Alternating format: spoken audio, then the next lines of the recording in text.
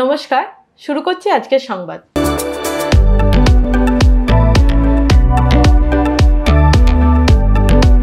আমাদের সমাজে নারীদের সুরক্ষার বিষয়টি অত্যন্ত গুরুত্বপূর্ণ।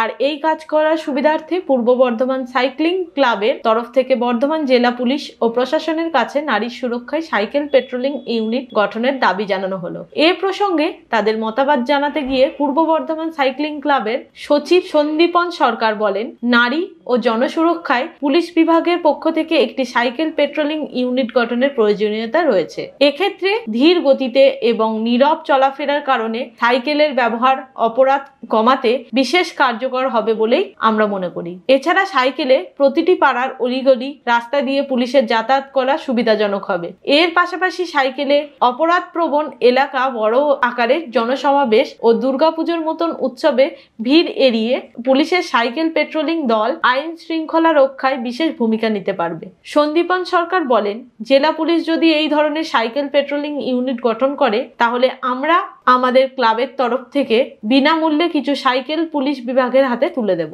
এতে পুলিশ কর্মীরা আরো ভালোভাবে 24 ঘন্টা সাধারণ মানুষের সুরক্ষায় কাজ করতে পারবেন। সন্দীপন জানান, বিষয়টি নিয়ে ভাবনা চিন্তা করার জন্য আমরা পুলিশ সুপারের কাছে লিখিতভাবে আবেদন জানিয়েছি।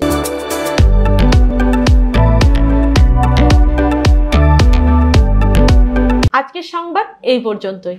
নমস্কার।